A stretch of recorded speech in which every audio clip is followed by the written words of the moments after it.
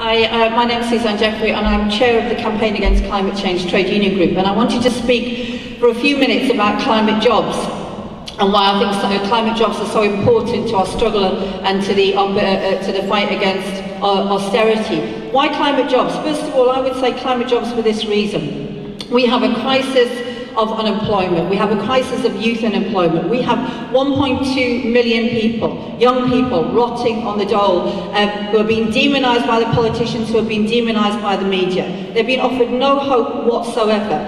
I don't know if people read in The Guardian last week, the government have a new ploy now, where they are forcing young people to work for their benefits.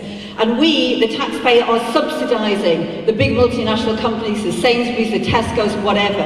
Those kids are having to work for their benefits, whereas a year ago they would have had to be paid for that work. That's the kind of hope, that's the kind of future that the government is offering. I want to argue that climate jobs actually gives those young people some hope, some future, some sense that they can actually engage in socially advantageous work that is high skilled, that is well paid. When we talk about climate jobs, we're talking about jobs that need to be done. Insulating our homes, reducing the energy that we use in our homes, dealing with fuel poverty.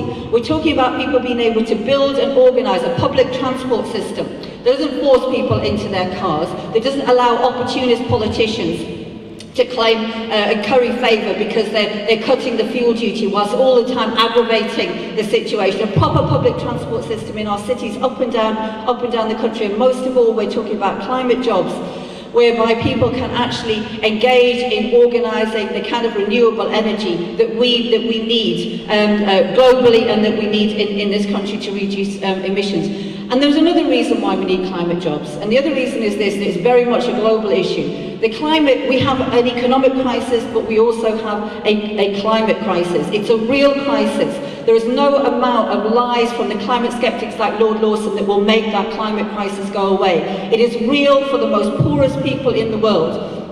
The poorest people in this crisis have contributed least, and they will suffer the most, and that's why we need climate jobs as well. The Durban talks, which Rihad will talk about, are about to take place.